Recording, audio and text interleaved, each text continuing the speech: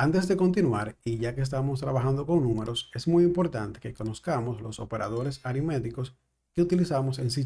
Son los que usamos comúnmente en nuestro día a día, como el de sumar, el de restar, dividir y multiplicar. Y también tenemos uno muy especial, que es el de residuo, pero este lo vamos a ver más adelante para que tenga más sentido cuando estemos trabajando con números reales. Para esto vamos a borrar lo que hicimos anteriormente y vamos a crear una variable de tipo entero llamada a, que va a tener un valor de 7. Luego vamos a crear otra llamada b con un valor de 4, por ejemplo. Y para utilizar los operadores aritméticos vamos a hacer lo siguiente. Primero vamos a detallarlos aquí arriba, dentro de un comentario, que más adelante te voy a explicar qué es un comentario y cómo podemos crear uno. Por ahora solamente enfócate en lo que está dentro. Tenemos para sumar, como el signo de más, que sirve obviamente para sumar. Tenemos el guión, que nos va a servir para restar. Tenemos el asterisco, el cual nos va a servir para multiplicar. Y el slash, que nos va a servir para dividir. También contamos con el operador de residuo, que más adelante vamos a ver cómo funciona, pero lo vamos a ver utilizando números reales, es decir, los números que manejan decimales. Pues bien, una vez detallado esto aquí, vamos a empezar. Tenemos dos variables, la variable a, que tiene un valor de 7, y la variable b, que tiene un valor de 4. Y vamos a mostrar en pantalla varias operaciones. Para esto vamos a hacer lo siguiente, escribimos cw, tab, tab, y aquí tenemos ya nuestro console file line. Aquí vamos a sumar a más b, utilizando el signo de más. Si le damos a correr, vamos a ver que efectivamente tenemos el resultado, que es 11, ya que 7 más 4 es 11. Cerramos aquí y lo vamos a colocar todos. Vamos a copiar este y lo vamos a pegar. Aquí vamos a cambiar el más por menos. Como vemos, aquí automáticamente se me genera un espacio para que sea más legible. Esto es indiferente, es decir, funciona igual si está todo junto o si está despegado. Pero Visual Studio me lo pone despegado para que sea más legible. Vamos a hacerlo así. Copiamos y pegamos. Aquí vamos a multiplicar utilizando el asterisco.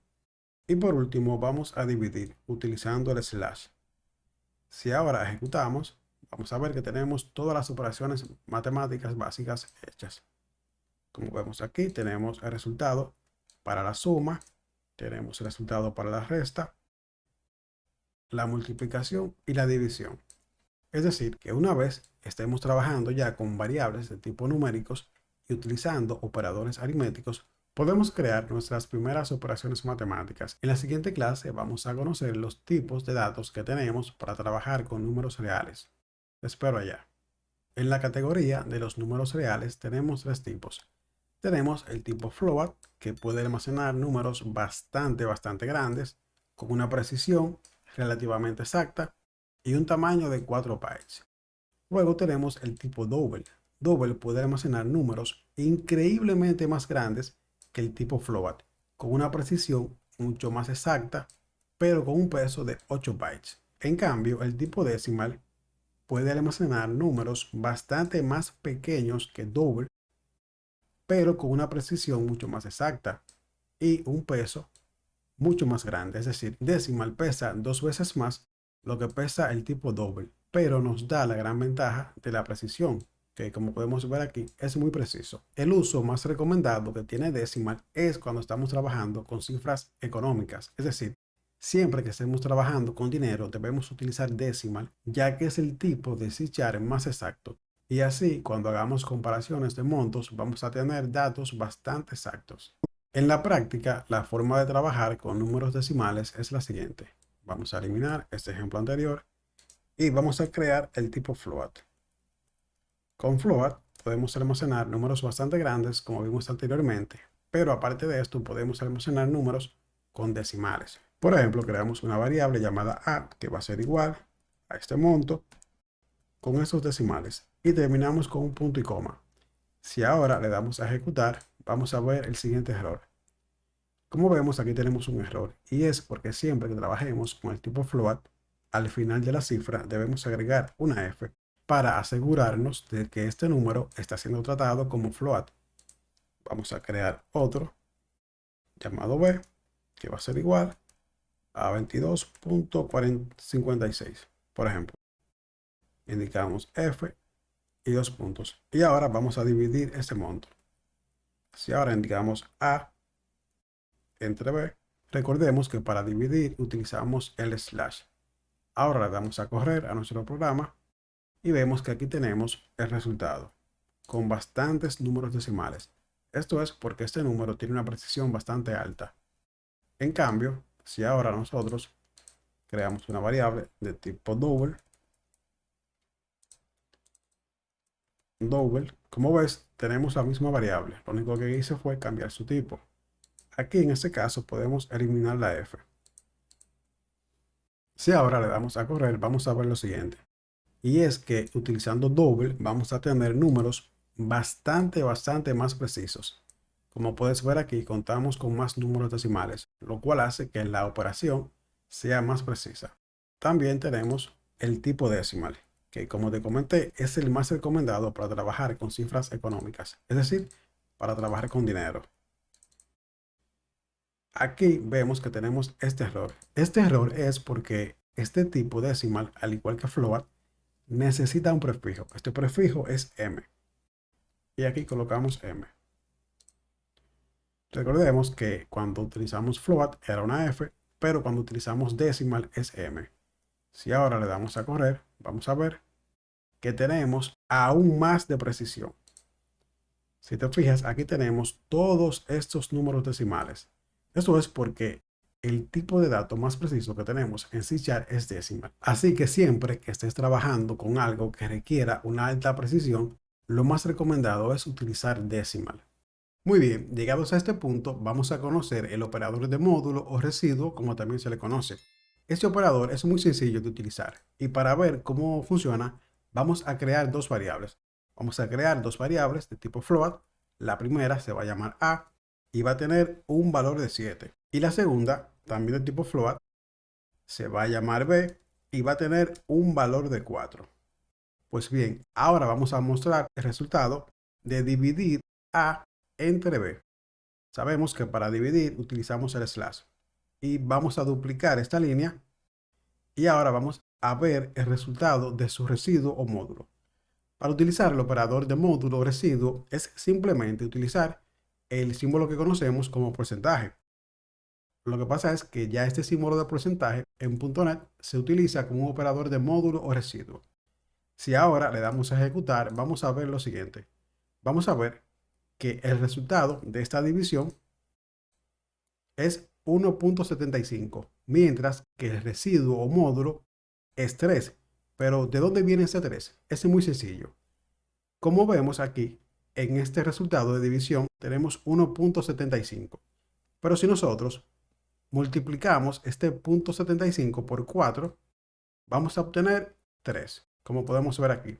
Entonces, el operador de residuo lo que hace es que maneja estos puntos decimales, es decir, todo lo que esté después del punto es manejado por ese operador. Por eso comúnmente se le llama residuo, porque es prácticamente lo que sobra de una división. Con este operador podemos hacer muchas cosas. En ejercicios posteriores vamos a ver cómo nosotros, utilizando simplemente este operador, podemos determinar si un número es par o impar. Otro tipo de dato que es muy importante y que vamos a utilizar bastante es el tipo bool. Bool se escribe de la siguiente manera. Escribimos la palabra bool y, por ejemplo, vamos a crear una variable de tipo booleano llamada verdadero, por ejemplo, y le vamos a asignar un valor. Esta variable solamente admite dos valores, verdadero o falso. Si queremos que sea verdadero, lo indicamos con true. Y si queremos que sea falso, lo indicamos con false. Si ahora mostramos el valor de esta variable en pantalla, copiamos verdadero, vamos a ejecutar, vamos a ver que nos da como resultado false. Si te fijas aquí, false nos lo retorna con una F mayúscula, mientras que nosotros lo indicamos con una minúscula. Esto es porque este valor no lo tomó literal, sino que tomó el valor intrínsecamente de false. Y aquí se muestra de esta manera. Si ahora escribimos true, vamos a ver lo mismo. Vamos a ver que true aquí lo muestra con la T mayúscula, mientras que aquí para asignar este valor lo hacemos en minúsculas. Si escribimos aquí, por ejemplo, true con la T mayúscula, vamos a tener un error. Lo mismo si escribimos false.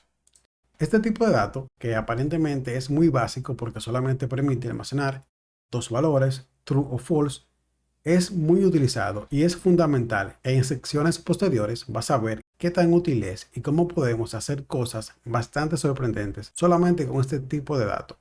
Así que te espero allá. Un tipo de dato muy interesante que tenemos es el tipo var. Var es como un comodín. Vamos a verlo a continuación. Vamos a borrar esto y vamos a crear una variable de tipo var. Esta variable se va a llamar supervalor y le vamos a asignar, por ejemplo, el valor de 123. Y vamos a mostrar este valor en pantalla. Supervalor. Le damos a correr y vemos que efectivamente se nos muestra el valor 123. Ahora, lo que hace especial este tipo de variable es que, como te dije anteriormente, es un comodín. Esta variable se va a comportar dependiendo el valor que le pasemos. En este caso le pasamos un valor numérico y lo que hace var es que entiende que se le pasó un valor numérico y por lo tanto esta variable se crea como tipo numérico. Aquí sería lo mismo que hacer esto, pero var lo hace de manera más dinámica. Si nosotros quisiéramos ahora cambiar este tipo de dato, por ejemplo, supervalor, le vamos a asignar un valor de texto. Hola. Y como podemos ver, aquí tenemos un error. Y esto es porque ya aquí nosotros no podemos asignar un valor de texto, ya que como aquí se declaró supervalor e inmediatamente se le asignó un valor numérico, esta variable se creó de tipo numérico y ya no puede cambiar en el tiempo. En cambio, si nosotros la hubiésemos declarado con un valor de texto, por ejemplo, texto, vemos que aquí no tenemos ningún problema, ya que esta variable se está comportando como una variable de tipo string. Esto que vemos aquí sería lo mismo que hacer lo siguiente, que hacer string. La única ventaja de utilizar var es que var lo va haciendo de manera dinámica, pero esto solamente es recomendado en algunos casos muy concretos, porque hacer esta conversión de manera automática consume más recursos de la computadora. Lo ideal es que si sabemos que una variable va a ser de tipo numérico, tipo string, booleano o lo que sea, nosotros lo definamos y usemos solamente esta variable tipo var cuando no sepamos qué valor vamos a obtener o qué se va a almacenar. De lo contrario, siempre utiliza el tipo de dato específico que quieres para almacenar un valor.